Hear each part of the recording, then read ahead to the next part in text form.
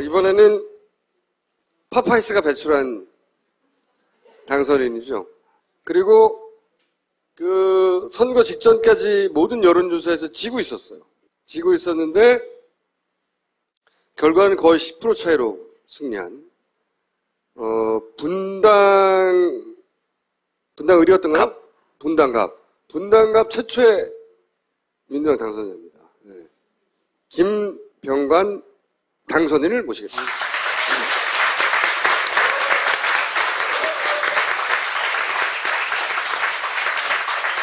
저희 파파이스 처음 나왔을 때 그때 그 영입 인사들이 처음으로 이제 언론에 소개되고 그러면서 벤처 영입 1호라고 하면서 주목을 꽤 받았죠. 근데 누군지 몰랐단 말이죠. 파파이스 처음 나온 거 보고 꽤 괜찮은 청년이네. 뭐 이런 평가를 받고 근데 이제 과연 당선될 수 있을 것인가. 그 험지라고 할 수 있는 왜 하필 분당에 가가지고 말이지. 그런데 이날 합동유사를 했는데 성남 지역에 안타깝게도 은수미 의원을 제외하고는 다른 분들 다 당선됐어요. 지상파나 종편에서는 소개를 안 했지만 대단한 인파가 국회의원 선거 유세 때 이렇게 많은 사람이 오는 거는 제가 본 적이 없거든요. 그래서 제가 이거부터 소개를 좀 드리려고 그러는데 정말 많이 왔어요. 본인이 유세할 때 이렇게 많이 모였나요? 그럼요. 예, 제가 할 때. 국회의원 제가 선거 한참 하고 있을 때 다 계셨던 분들. 국회의원 선거 총선 때 이제 유세하는 거 제가 많이 돌아다녀 봤는데 적으면은 한 5명 정도 있고요. 이건 자연스러운 숫자예요. 좀 동원하면 20, 30명 되고 힘을 주면 한 100명 가까이 힘을 주면 그때는 이제 총동원 하는 거예요. 이런 거는 있을 수가 없는 일입니다.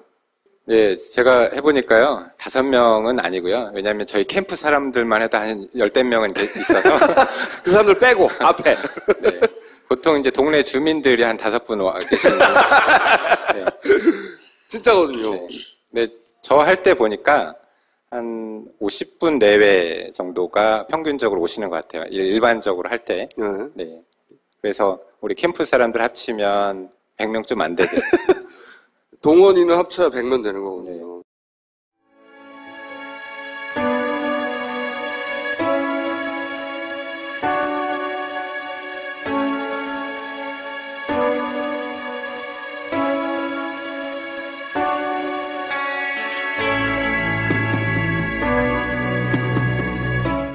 끝이에요?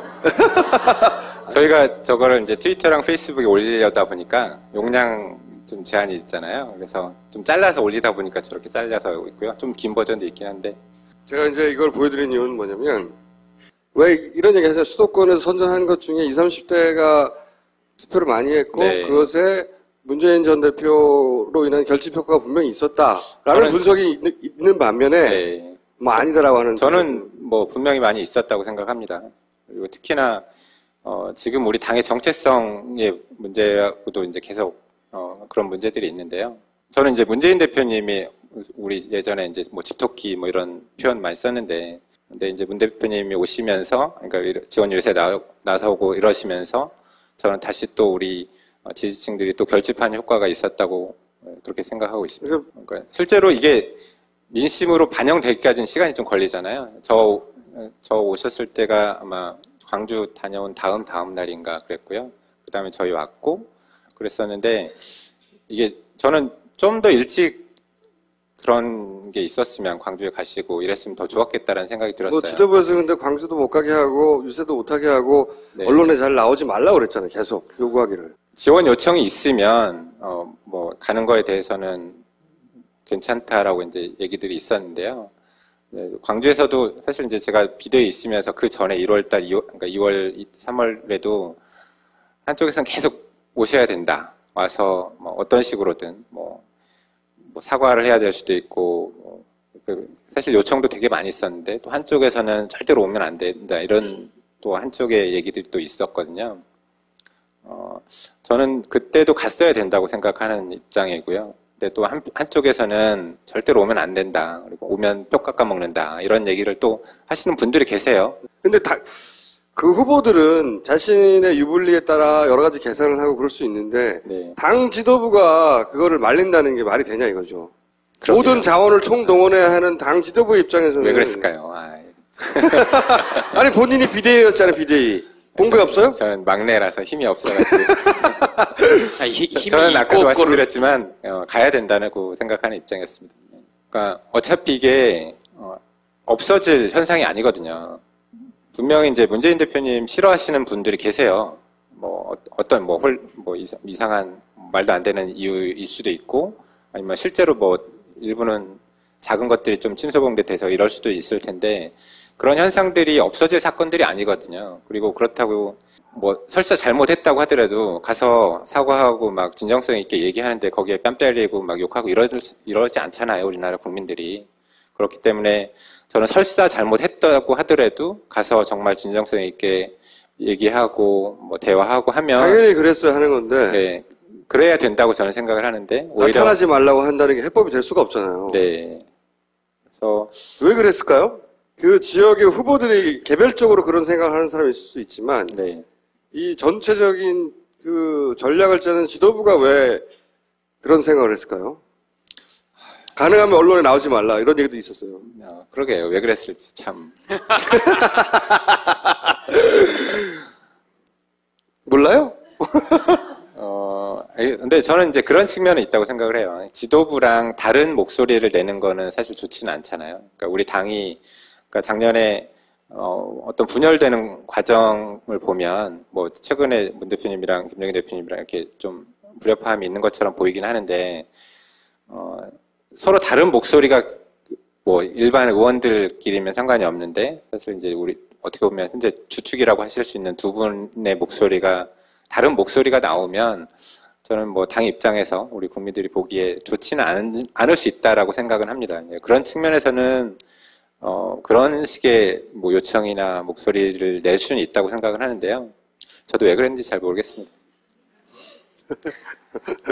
뭐 그 비대 참석하면서 많이 보셨을 거 아니에요. 근데 그러니까 이제 본 게 있으니까 할 말이 있잖아요.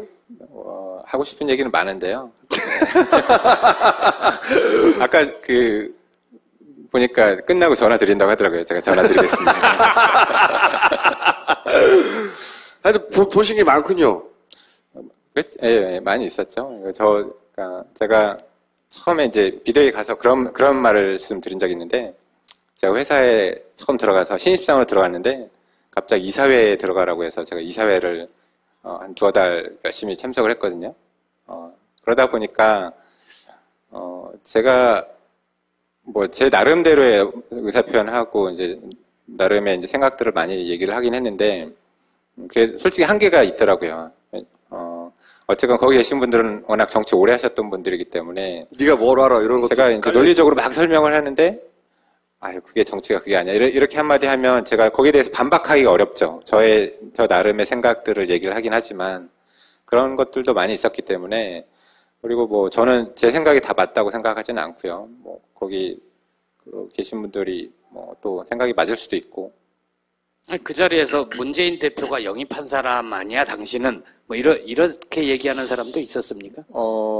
그런 것도 있었던 적이 있어요. 너는 제가, 문재인 편이니까 그렇게 생각하는 거지 뭐 이런 식의 그런 전제가 깔린. 제가 이제 정말 막 찾아보고 고민해가지고 이제 가서 말씀드렸던 적이 한 번 있는데, 뭐 이렇게 대놓고 얘기는 안 하는데 그거 누가 시켰지 내지는 이제 뭐 아까 그런 식으로 뭐 누가 이렇게 네가 거기서 네가 그런 거 알 리가 없어 약간 이런 그런 사건도 있었어요. 근데 초반에 누군가요? 초반에는 좀 그랬는데요. 나중에는 그런 분위기는 아니었고요.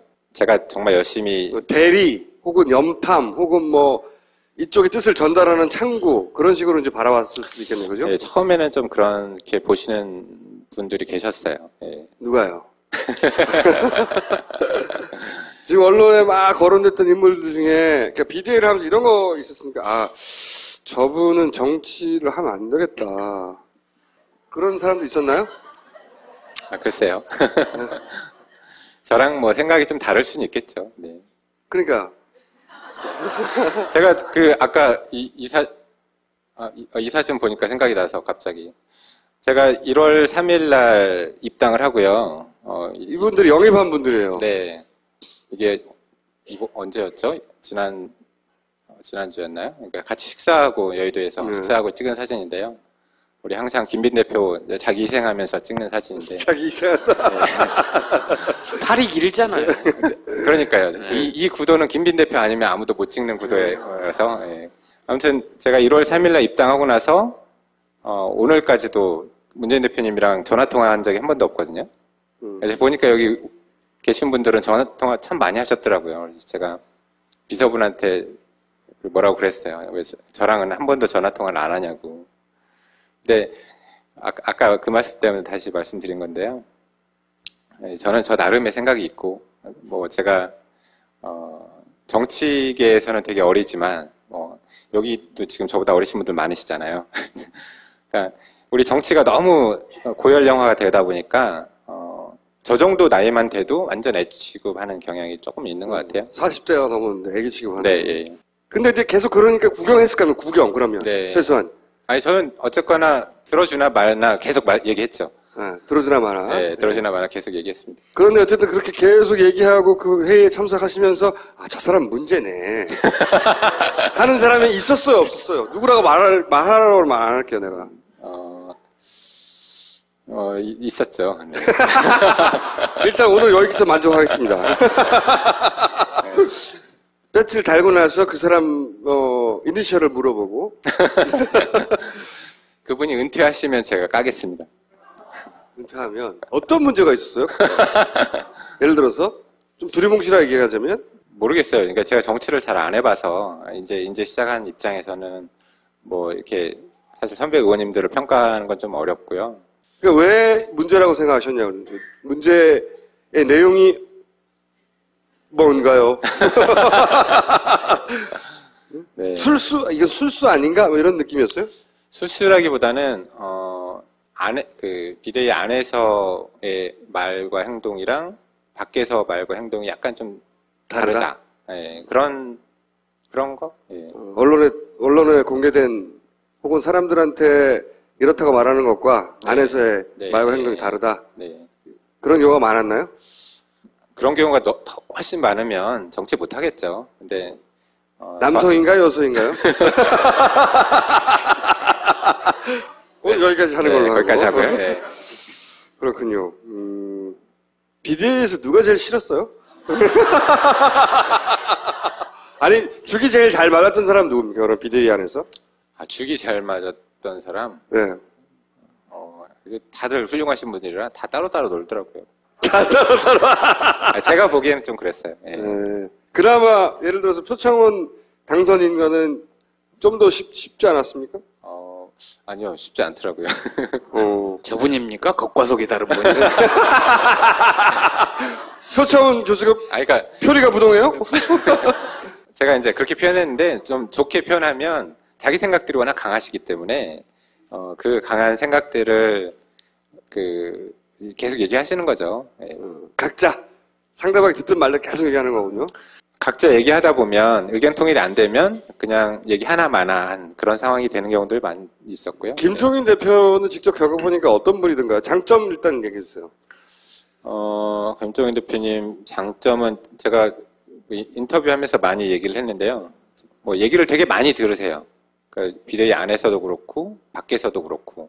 그러니까 비대위 들어오시기 전에 이렇게 뭐 들었던 얘기들 뭐 누구한테 들었다든지 뭐 그러니까 주변에서 저는 이제 연세도 있으시고 하니까 뭐 그런 거 있잖아요.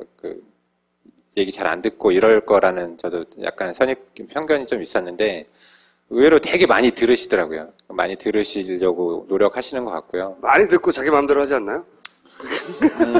뭐 자기 마음대로라기보다 어쨌거나 정치를 한 50년 넘게 하신 분이잖아요. 정치를 우리나라에서 어쨌건 현역 정치인 중에서 그 정도로 오래 하신 분이 없으시니까 나름의 판단 기준이 있겠죠. 그 판단 기준을 가지고 얘기는 많이 듣지만 이제 본인이 많이 판단을 하시는 것 같아요.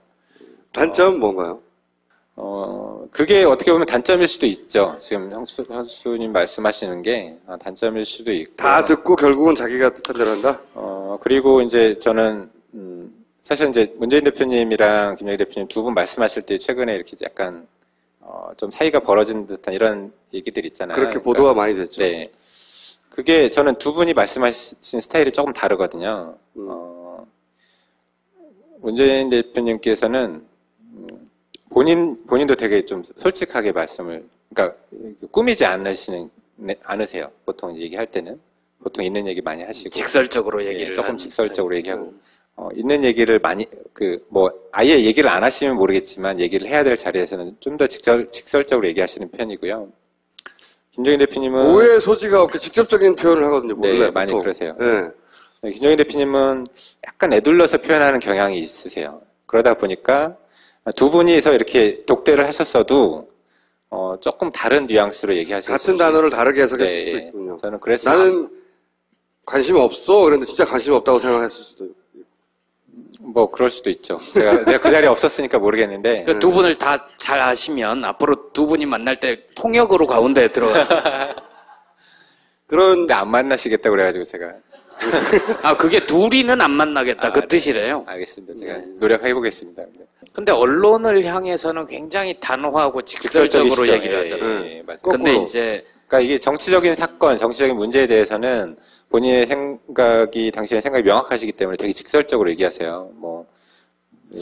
제가 보기에는 최근 한 몇 개월간 정청래 의원이 막말 정치인이라고 했는데 진짜 막말은 김종인 대표가 더 많이 했어요. 맞아요? 그리고 찾아보면 특히 이제 당신과 관련된 문제에 대해서는 네. 이렇게 되게 애둘러서 많이 표현을 하시죠. 하여튼 본인과 직접 관련된 건 애들러서 다른 사람한테 얘기하는 경우가 많다. 네. 그래서 그 진위가 정확하게 뭔지 미루어 짐작할 때가 많았다. 그런 때도 있죠. 예. 무슨 얘기인지 알겠어요. 이번에 같이 선거운동을 했건 혹은 뭐 같은 동네 지역이 아니건 간에 이번에 낙선에서 가장 아까운 인물이 있어요? 개인적으로? 저 사람 됐어야 되는데. 정말 안타까운 게 양향자 후보하고 그다음에 오기영 후보 두 분이 한 분은 서울, 한 분은 광주에서 나오신 네. 분인데. 그러니까 원래 두 분 다 광주시잖아요. 그렇죠. 출신은. 네. 어쨌거나 광주 문제를 해결하기 위해서 제가 해결할 수는 없겠지만 그거를 좀 풀어보려고 나름 노력을 참 많이 했거든요. 저 스스로도 내가 내 앞가림도 못하는데 내가 왜 이걸 하고 있지 이런 생각이 들 정도로 정말 많이 했는데 어쨌건 두 분 다 안 되셨잖아요. 결과적으로 보면. 그래서 너무너무 좀 안타깝죠.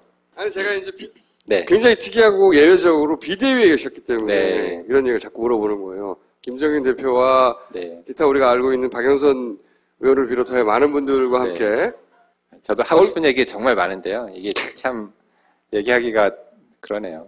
언제쯤은 하긴 할 거죠. 그죠? 제가 책을 써야 되는 회고록을.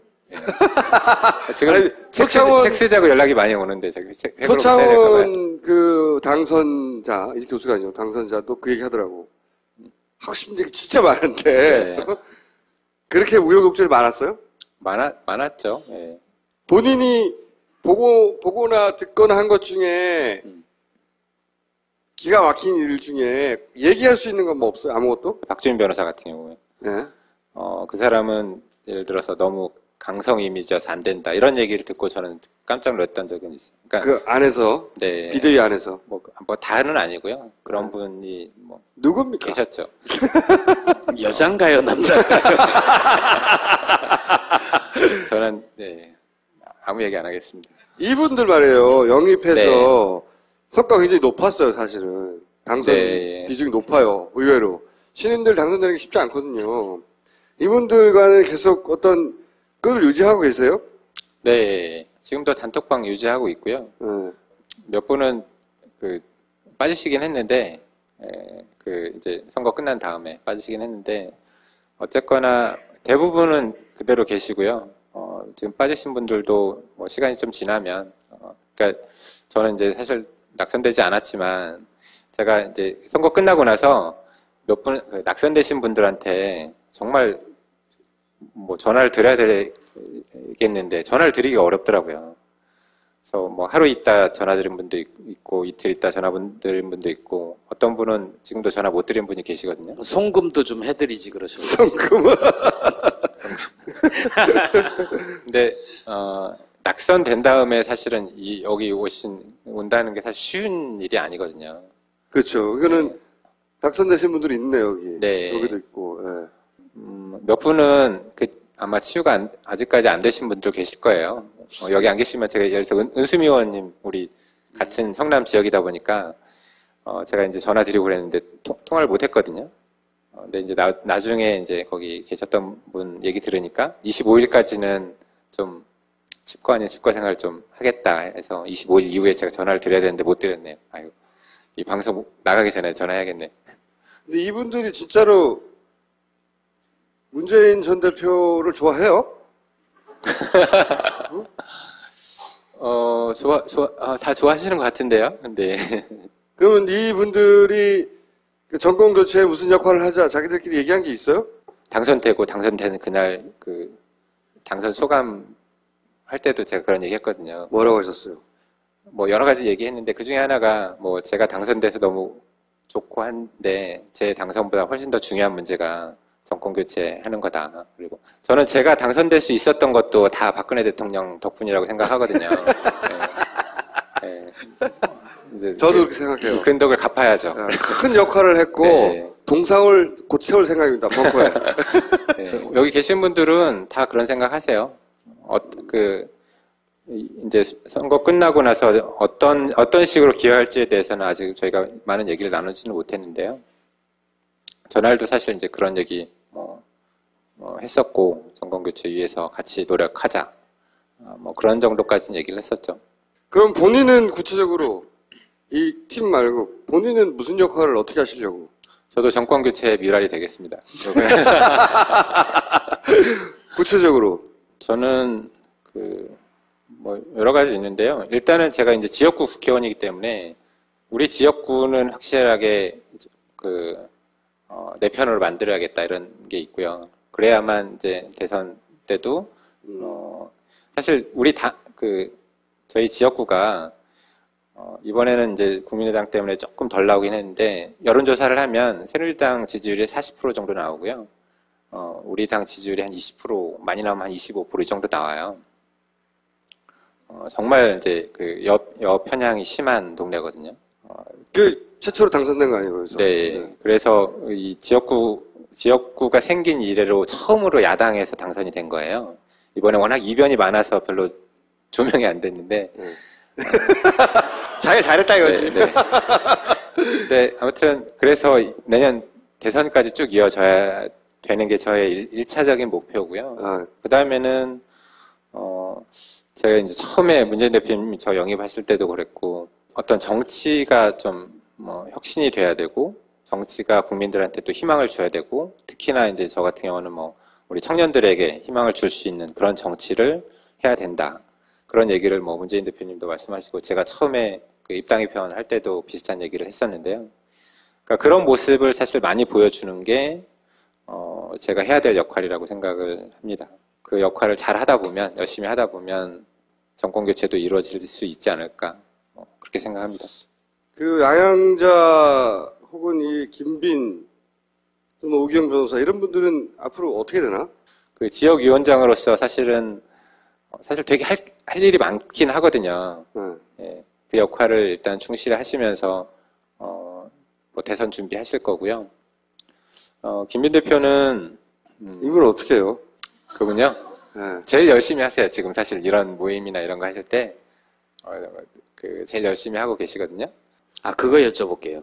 양향자 전 후보가 되겠네요. 전날 모임이 그 발언 전인가요, 뒤인가요? 문재인 대표가 광주에서 약속을 그렇게 했으므로 약속을 지켜야 된다. 네. 라고 얘기하진 오보라고, 않았는데 약간 오보가 나왔죠. 예. 네. 책임을 지라고 말할 수 있냐라고 했는데 책임을 지라라고 보도가 됐어요. 그런 식으로 의도적인 거죠, 사실은. 양혜 상무님이 그 보도 나온 다음에 네. 그 녹취록도 이렇게 내보내고 그랬어요. 전체 녹취록 그날 기자회견 때 있었던 거.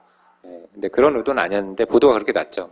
그러니까 저도 이제 오면서 상대방 후보든 이제 사람들이 이제 저에 대해서 근거 없는 얘기도 지어내서 막 하는데 아주 초기에 제가 이제 회사 하고 있는데 우리 회사에 그 대부분이 비정규직이다 뭐 이런 얘기가 대부분이 비정규직이다. 예, 그런 얘기가 기사에 나왔어요. 어떤 기사에. 잘 모르실 만한 신문에 어떤 기사에 나왔는데 그거를 막 퍼날르기 하면서 이제 사실처럼 굳어지는 거. 근데 이제 그거를 중앙일보에서 그 중앙일보의 팩트뉴스라고 있거든요. 거기서 이제 사실 확인 들어갔죠. 저희 회사에 뭐 지금은 잘 모르겠는데 그 당시에 그 비정규직이 다섯 명 총 몇 명 있었거든요. 중에? 저희가 당시에 630명 중에 6명 정도 있었는데 일단은 기사가 그렇게 나오니까 숫자 명확하지 않게 그러니까 당연히 그러니까 완전히 나쁜 놈이 된 거고. 기업주네요. 예, 그렇죠. 예. 근데 그게 참 어려운 게 내가 뭐 사실을 증명하는 건 되게 쉬운데요. 그러니까 정말 얼토당토않게 말도 안 되는 걸 막 그 유언비어 같이 떠돌아다니면 그걸 해명하기가 참 그래요. 이 해명을 해야 되나 말아야 되나. 예를 들어서 또 뭐가 있습니까? 아니 아까 그런 거 같은 경우도 처음에는 대응을 안 했거든요.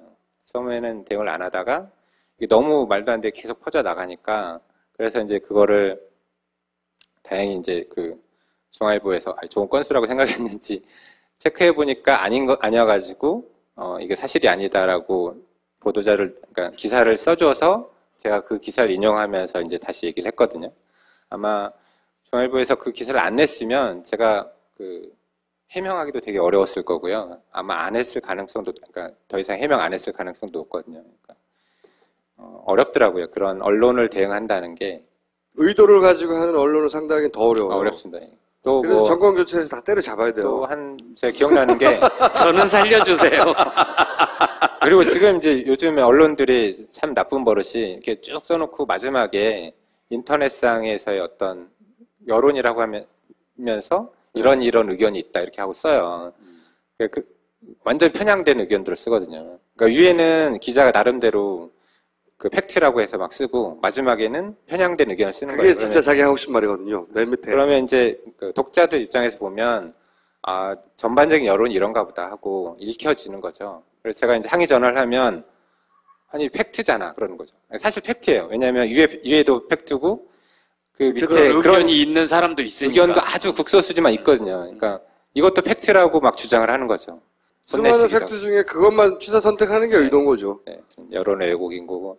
그러니까 제가 그 정치에 들어가서 보니까 그게 훨씬 더 많이 보이더라고요. 그러면 이제 그 국회의원 하시면서 만약에 정권 교체가 되면 그런 언론을 다 때려잡아야 되겠다.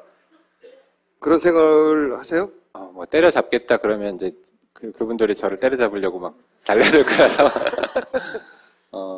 저는 뭐 많이들 그런 얘기 하시잖아요. 언론 지형이 너무 이제 기울어져 있다. 그런 건 좀 바로 잡아야 된다고 생각을 합니다. 종편 어떻게 해야 되죠? 우리나라가 법이 잘 안 지켜지잖아요. 사실 종편도 뭐 과거에 어쨌든 간에 지금 상황에서 법대로 저는 해야 된다고 생각하거든요. 그러니까 예를 들어서 종편이 종합편성 채널이면 정말 종합편성을 해야 되는데 뉴스만 내보내고 정말 가십거리만 내보내는 그런 종편도 있는데 그거를 계속 뭐 이번에 작년에죠. 다시 이제 제어가 내주고 이랬거든요.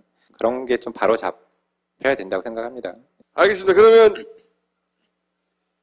국민의당에서는 어떻게 생각하세요? 국민의당에 대해선? 안철수 대표에 대해선? 여기까지만 물어볼게요, 오늘은. 국민의당의 정체성 얘기가 사실 많이 나오잖아요. 우리 당보다 훨씬 정체성 얘기가 많이 나오잖아요.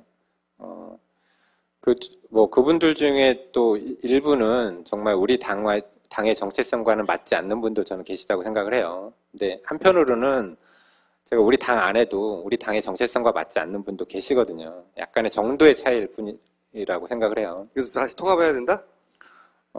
저는 그럴 수도 있다고 생각을 해요. 저는 불가능할 것 같은데요.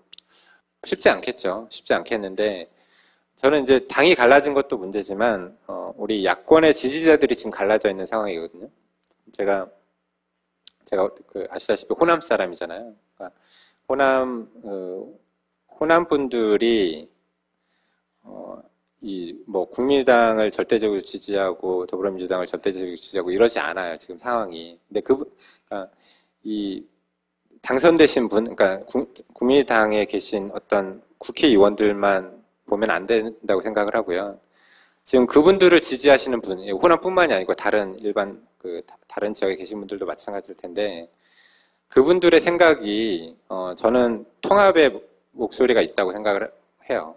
제가 이제 선거 기간에도 계속 그렇게 말씀을 드렸는데요.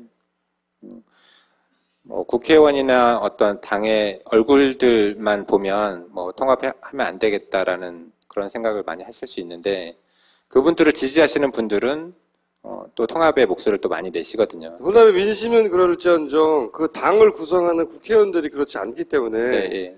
대선이 없으면 그렇게 갈 수도 있다고 생각은 하는데요. 어쨌건 우리가 그 대선이라는 과정이 있기 때문에 그리고 정권 교체를 해야 된다는 국민적인 열망들은 저는 상당히 다 있다고 생각을 하기 때문에요. 국민의당을 지지하시는 분들도 그 생각은 다 있다고 생각하거든요. 그래서 결국 전국적으로는 같이 해야 된다라는 생각인 거죠. 물론 저도 거기에 있는 몇몇 의원님들 좀 아니라고 생각하시는 분들도 누구요? 계시는데요. 오늘은 여기까지. 지금 문재인 대표도 나왔고 안철수 대표도 나왔고 새누리당 후보도 나왔는데 그중에 셋 중에 안철수 대표가 대통령이 돼도 되는 겁니까? 제가 이제 그 중에 더 좋아하는 분도 있고 더 지지하는 분도 있는데요. 저는 일단 그렇게 생각을 해요. 저희 문재인 대표님에 대해서도 제가 비판을 하는 부분들이 있거든요. 어쨌거나 대통령이 되려면 지금보다 훨씬 더 확장성이 있어야 되고 외연을 많은 분들을 끌어모을 수 있어야 된다고 생각을 해요.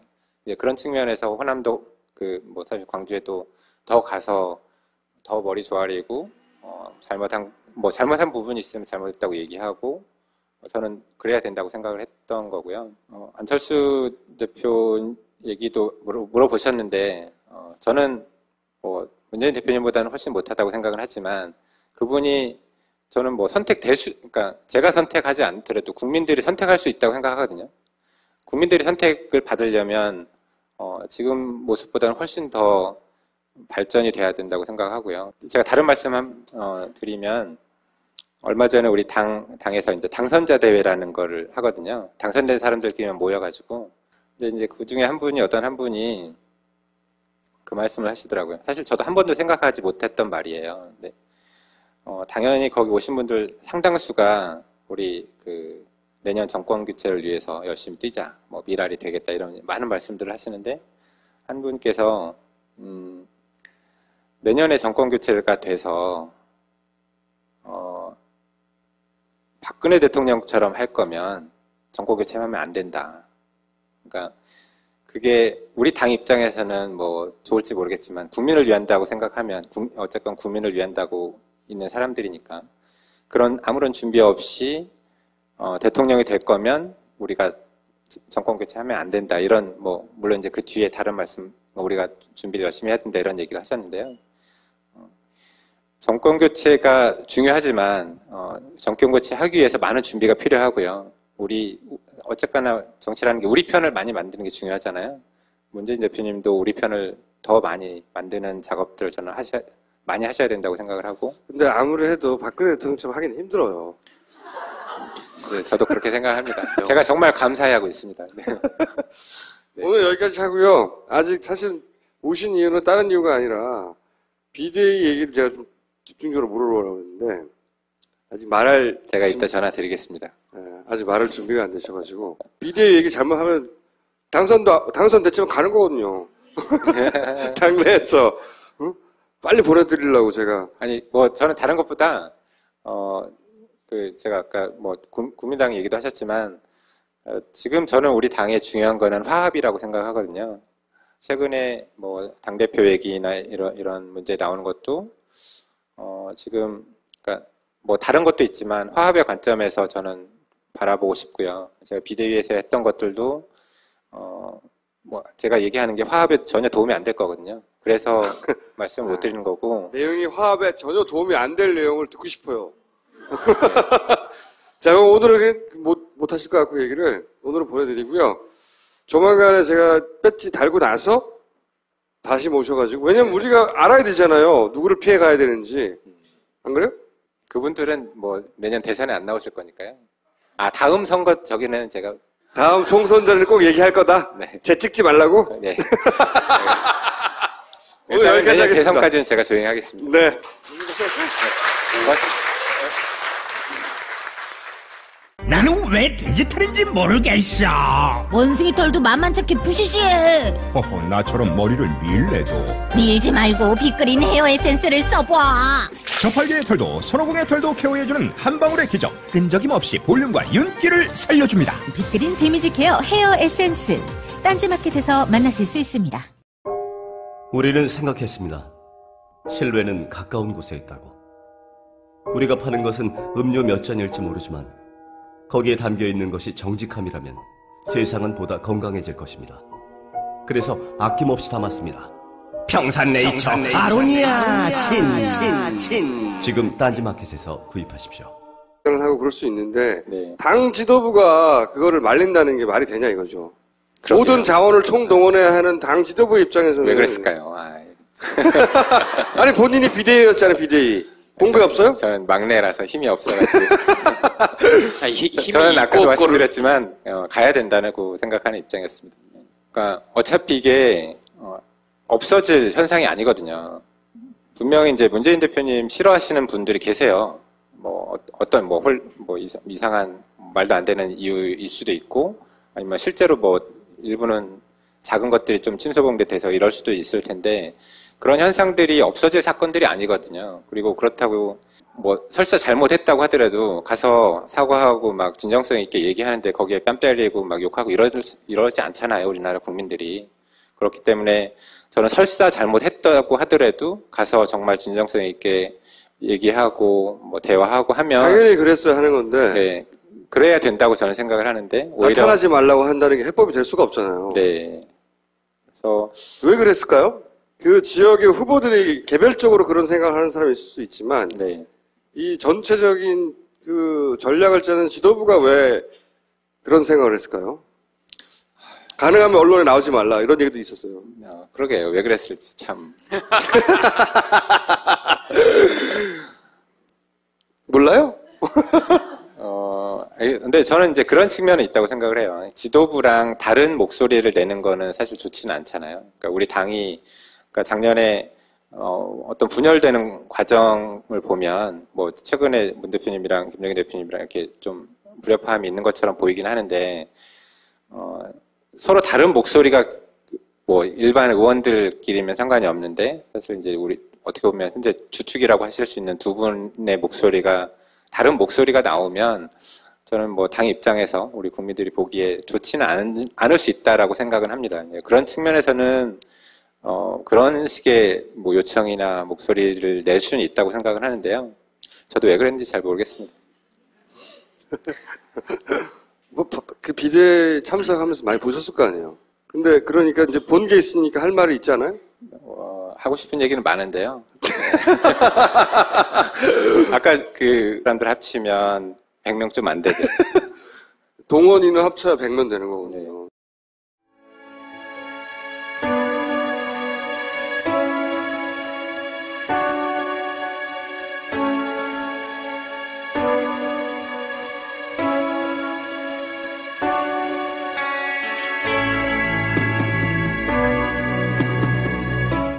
끝이에요? 저희가 저거를 이제 트위터랑 페이스북에 올리려다 보니까 용량 좀 제한이 있잖아요. 그래서 좀 잘라서 올리다 보니까 저렇게 잘려서 하고 있고요. 좀 긴 버전도 있긴 한데. 제가 이제 이걸 보여드린 이유는 뭐냐면, 왜 이런 얘기 하세요? 수도권에서 선전한 것 중에 20, 30대가 투표를 많이 했고, 네. 그것에 문재인 전 대표로 인한 결집 효과가 분명히 있었다라는 분석이 있는 반면에, 네. 뭐 아니다라고 하는. 저는 뭐 분명히 많이 있었다고 생각합니다. 그리고 특히나 지금 우리 당의 정체성의 문제하고도 이제 계속 그런 문제들이 있는데요. 저는 이제 문재인 대표님이 우리 예전에 이제 뭐 집토끼 뭐 이런 표현 많이 썼는데, 근데 이제 문 대표님이 오시면서, 그러니까 지원 유세 나서고 이러시면서 저는 다시 또 우리 지지층들이 또 결집하는 효과가 있었다고 그렇게 생각하고 있습니다. 그러니까 실제로 이게 민심으로 반영되기까지는 시간이 좀 걸리잖아요. 저 오셨을 때가 아마 광주 다녀온 다음 날인가 그랬고요. 그 다음에 저희 왔고 그랬었는데, 이게 저는 좀 더 일찍 그런 게 있었으면 광주에 가시고 이랬으면 더 좋았겠다라는 생각이 들었어요. 뭐 지도부에서 근데 광주도 못 가게 하고 유세도 못 하게 하고 네. 언론에 잘 나오지 말라고 그랬잖아요. 계속 요구하기를. 지원 요청이 있으면 뭐 가는 거에 대해서는 괜찮다라고 이제 얘기들이 있었는데요. 네, 광주에서도 사실 이제 제가 비대위에 있으면서 그 전에 1월달, 그러니까 2월, 3월에도 한쪽에서는 계속 오셔야 된다. 와서 뭐 어떤 식으로든 뭐 사과를 해야 될 수도 있고 사실 요청도 되게 많이 있었는데 또 한쪽에서는 절대로 오면 안 된다. 이런 또 한쪽의 얘기들이 또 있었거든요. 저는 그때도 갔어야 된다고 생각하는 입장이고요. 근데 또 한쪽에서는 절대로 오면 안 된다. 그리고 오면 뼈 깎아 먹는다. 이런 얘기를 또 하시는 분들이 계세요. 근데 그 후보들은 자신의 유불리에 따라 여러 가지 계산. 보니까 끝나고 전화 드린다고 하더라고요. 제가 전화 드리겠습니다. 하여튼 보신 게 많군요. 예, 많이 있었죠. 그러니까 제가 처음에 이제 비대위 가서 그런 말씀 드린 적이 있는데, 제가 회사에 처음 들어가서 신입사원으로 들어갔는데 갑자기 이사회에 들어가라고 해서 제가 이사회를 한 2달 열심히 참석을 했거든요. 그러다 보니까 제가 뭐 제 나름대로의 의사표현하고 이제 나름의 이제 생각들을 많이 얘기를 하긴 했는데 그게 솔직히 한계가 있더라고요. 어쨌건 거기 계신 분들은 워낙 정치 오래 하셨던 분들이기 때문에 네가 뭘 알아 이런 거 제가 이제 논리적으로 막 설명을 하는데 아유 그게 정치가 그게 아니야 이렇게 한마디 하면 제가 거기에 대해서 반박하기가 어렵죠. 저 나름의 생각들을 얘기를 하긴 하지만 그런 것들도 많이 있었기 때문에 그리고 뭐 저는 제 생각이 다 맞다고 생각하지는 않고요. 뭐 거기 계신 분들이 뭐 또 생각이 맞을 수도 있고. 그 자리에서 문재인 대표가 영입한 사람 아니야 당신은 뭐 이렇게 얘기하는 사람도 있었습니까? 그런 것도 있었던 적이 있어요. 너는 문재인 편이니까 그렇게 생각하는 거지 뭐 이런 식의 그런 전제가 깔린. 제가 이제 정말 막 찾아보고 고민해가지고 이제 가서 말씀드렸던 적이 한 번 있는데 뭐 이렇게 대놓고 얘기는 안 하는데 그거 누가 시켰지 내지는 이제 뭐 아까 그런 식으로 뭐 누가 이렇게 네가 거기서 네가 그런 거 알 리가 없어 약간 이런 그런 사건도 있었어요. 근데 초반에 누군가요? 초반에는 좀 그랬는데요. 나중에는 그런 분위기는 아니었고요. 제가 정말 열심히 대리 혹은 염탐 혹은 뭐 이쪽의 뜻을 전달하는 창구 그런 식으로 이제 바라봤을 수도 있겠네요, 그죠? 네, 처음에는 좀 그렇게 보시는 분들이 계셨어요. 예. 누가요? 지금 언론에 막 거론됐던 인물들 중에 비대위를 하면서 이런 거 있었으니까 아 저분은 정치를 하면 안 되겠다 그런 사람도 있었나요? 글쎄요. 저랑 뭐 생각이 좀 다를 수는 있겠죠. 네. 그러니까 제가 아까 이 사진 보니까 생각이 나서 갑자기 제가 1월 3일 날 입당을 하고요. 이분들이 영입한 분들이에요. 네. 이게 언제였죠? 지난주였나요? 그러니까 같이 식사하고 여의도에서 식사하고 찍은 사진인데요. 우리 항상 김빈 대표 자기 희생하면서 찍는 사진인데. 자기 희생하면서. 네. 팔이 길잖아요. 그러니까요. 이 구도는 김빈 대표 아니면 아무도 못 찍는 구도라서. 네. 아무튼 제가 1월 3일 날 입당하고 나서 오늘까지도 문재인 대표님이랑 전화통화한 적이 한 번도 없거든요. 그래서 보니까 여기 계신 분들은 전화통화 참 많이 하셨더라고요. 그래서 제가 비서분한테 뭐라고 그랬어요. 왜 저랑은 한 번도 전화통화를 안 하냐고. 근데 아까 그 말씀 때문에 다시 말씀드린 건데요. 저는 저 나름의 생각이 있고 뭐 제가 정치계에서는 되게 어리지만 뭐 여기도 지금 저보다 어리신 분들 많으시잖아요. 그러니까 우리 정치가 너무 고열령화가 되다 보니까 저 정도 나이만 돼도 완전 애기 취급하는 경향이 조금 있는 것 같아요. 40대가 넘었는데 애기 취급하는. 네. 예. 근데 이제 계속 그러니까 구경했을 거면 구경 그러면 네. 최소한. 아니 저는 어쨌거나 들어주나 말나 계속 얘기했죠. 네, 들어주나 마나. 네, 들어주나 말나 계속 얘기했습니다. 그런데 어쨌든 그렇게 계속 얘기하고 그 회의에 참석하시면서 아, 저 사람 문제네 하는 사람이 있었어요, 없었어요? 누구라고 말하라고 말 안 할게요, 내가. 있었죠. 네. 일단 오늘 여기서 만족하겠습니다. 배지를 달고 나서 그 사람 이니셜을 물어보고 그분이 은퇴하시면 제가 까겠습니다. 은퇴하면 어떤 문제가 있었어요? 예를 들어서 좀 두리뭉실하게 얘기하자면 모르겠어요. 그러니까 제가 정치를 잘 안 해봐서 이제 시작한 입장에서는 뭐 이렇게 사실 선배 의원님들을 평가하는 건 좀 어렵고요. 그러니까 왜 문제라고 생각하셨냐고. 문제의 내용이 뭔가요? 네. 이건 술수 아닌가? 뭐 이런 느낌이었어요? 수술하기보다는 비대위 안에서의 말과 행동이랑 밖에서 말과 행동이 약간 좀 다르다. 예, 그런 거. 예. 언론에 공개된 혹은 사람들한테 이렇다고 말하는 것과 네. 안에서의 네. 말과 네. 행동이 다르다. 네. 그런 경우가 많았나요? 이번에는 파파이스가 배출한 당선인이죠. 그리고 그 선거 직전까지 모든 여론조사에서 지고 있었어요. 지고 있었는데 결과는 거의 10% 차이로 승리한 분당 의리였던가요? 분당갑 최초의 민주당 당선자입니다. 네. 김병관 당선인을 모시겠습니다.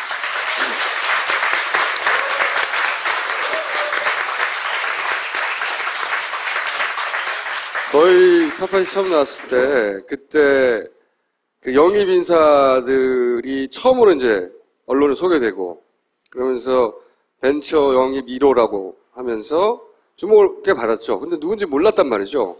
파파이스 처음 나온 거 보고 꽤 괜찮은 청년이네. 뭐 이런 평가를 받고 근데 이제 과연 당선될 수 있을 것인가.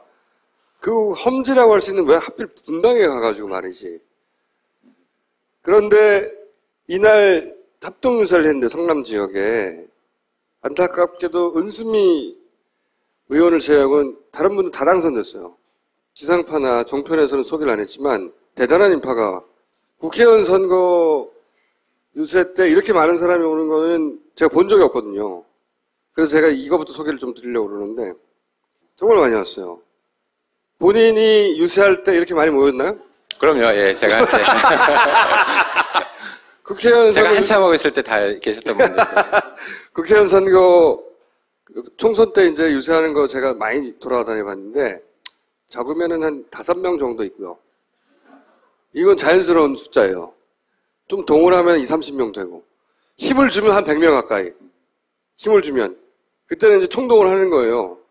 이런 거는 있을 수가 없는 일입니다. 예, 제가 해보니까요. 5명은 아니고요. 왜냐하면 저희 캠프 사람들만 해도 한 10명은 있어서. 그 사람들 빼고 앞에 네. 보통 이제 동네 주민들이 한 5분 와 계시는. 네. 진짜거든요. 네. 근데 저 할 때 보니까 한 50분 내외 정도가 평균적으로 오시는 것 같아요. 일반적으로 할 때. 네. 네. 그래서 우리 캠프 사람